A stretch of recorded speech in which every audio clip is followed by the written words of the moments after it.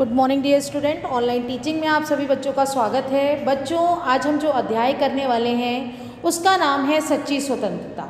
ठीक है, तो आज ये जो अध्याय हम जिसमें देखने वाले हैं उससे पहले आपको कुछ इमेजेस दिखाना चाहूँगी।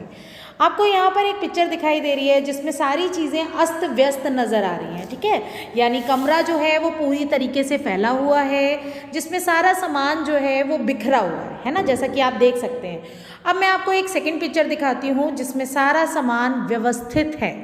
अब आप कहेंगे कि मैंने ये पिक्चर्स आपको क्यों दिखाई। मैंने ये पिक्चर्स आपको दिखाई ताकि आपको समझ में आ सके कि अनुशासनहीनता और अनुशासन में रहना, दोनों चीज़ों में क्या अंतर है। आइए चलते हैं अपने इस अध्याय की तरफ। यहाँ पर 15 अगस्त का दिन है, चारों तरफ नारे लगाए जा रहे हैं, चारों तरफ आज़ादी की बातें की जा रही हैं, मगर कुछ बच्चे ऐसे हैं जिनको ये बातें खोखली नज़र आ रही हैं। क्यों?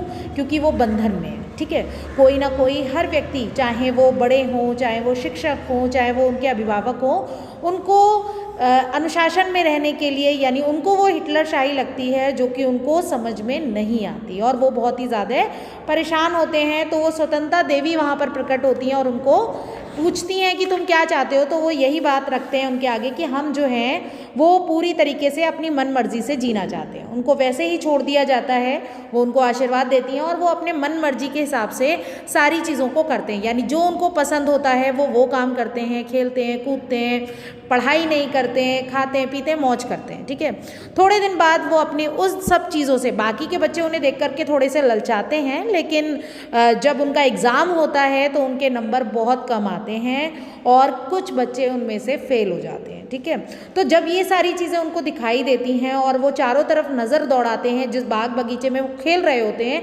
वहाँ पर जब वो चारों तरफ देखते हैं तो उनको खाली पैकेट, गंदगी, मच्छर, मक्खी भिनभिनाती हुई नज़र आती है और वो ये सब चीज़ें देख करके बहुत ही ज़्यादा निराश हो जाते हैं कि उन्होंने जो स्वतंत्रता पाई है वो किस तरीके से उन्होंने उसका दुरुपयोग किया। वो बहुत दुखी होते हैं, पश्चाताप करते हैं और फिर से उन देवी से क्षमा याचना करते हैं। तो वो उनसे कहती हैं कि तुम क्या चाहते हो। वो कहते हैं हम अपना वही पुराना जीवन वापस चाहते हैं। ठीक है, तो यहाँ पर जो ये चैप्टर मैंने आपको बताया वो उसमें मतलब क्या है कि हमें गुरुजन या बड़े लोग जो हमें बातें बताते हैं, स्वतंत्रता का जो मूल है वो हकीकत में अपने कर्तव्यों को समझना है, अपनी जिम्मेदारियों को समझना है।